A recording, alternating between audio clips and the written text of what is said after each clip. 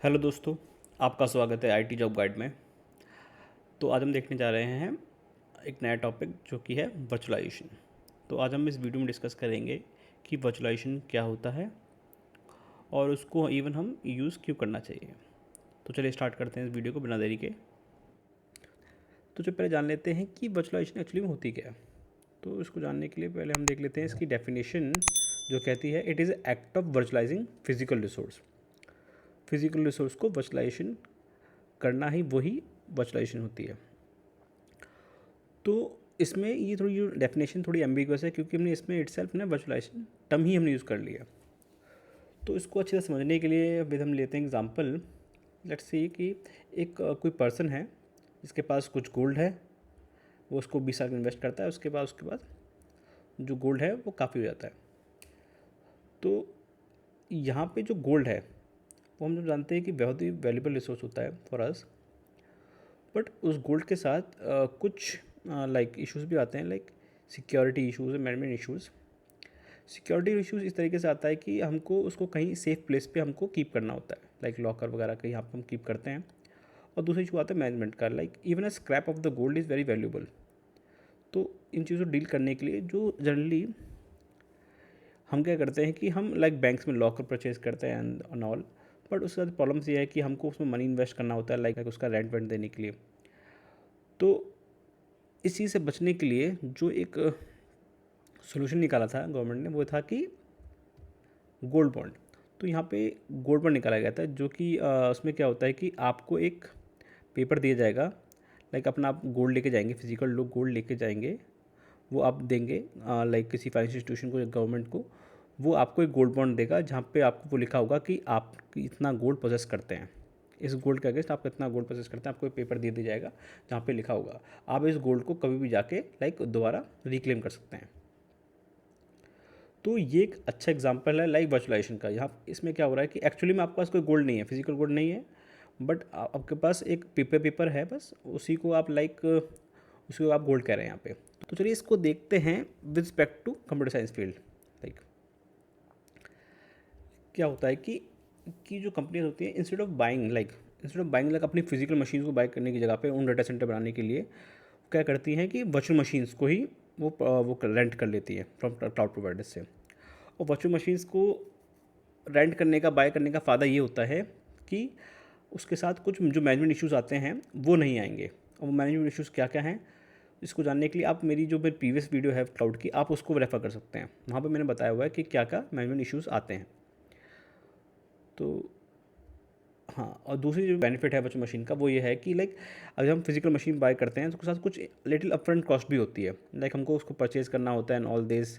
वो काफ़ी like expensive होता है for the person, for companies. तो उसकी जगह पर क्या करते हैं कंपनी, लाइक वर्चुअल मशीन्स को ही वो रेंट कर लेती है, जो कि like little like cost heavy नहीं होता है काफ़ी। And third one is elasticity.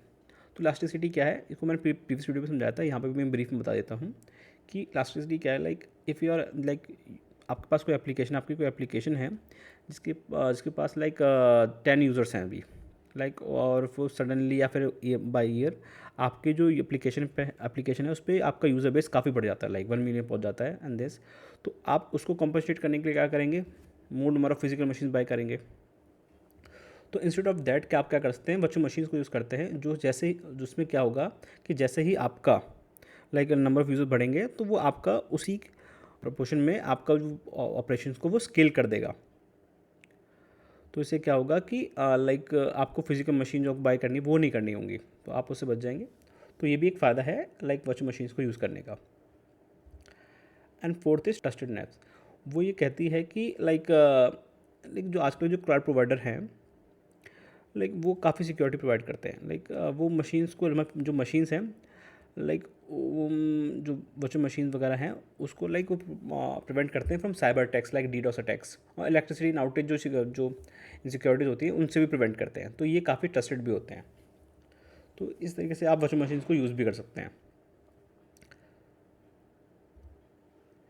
Then अब आगे देखते हैं वर्चुअलाइजेशन में।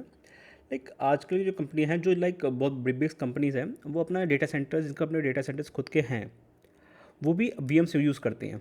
वो VMs इसलिए यूज़ कर रही हैं क्योंकि लाइक जो फ़ायदा है like snapshot, like if you want to do a snapshot of a VM, like for example like आपकी कोई फिजिकल मशीन है, लाइक वो अगर क्रैश हो गई तो उसका क्या होगा, फिर आप कुछ नहीं कर पाएंगे। तो इस केस में क्या होगा, अगर आप VM वहाँ पर रखते हैं तो उसमें ये फ़ायदा है कि जो VMs हैं लाइक अगर उसका हम स्नैपशॉट लेंगे तो हम उस VMs को कहीं पे भी जाके रीस्टोर कर सकते हैं किसी और लोकेशन पे। तो ये फ़ायदा है VMs का यूज़ करने का।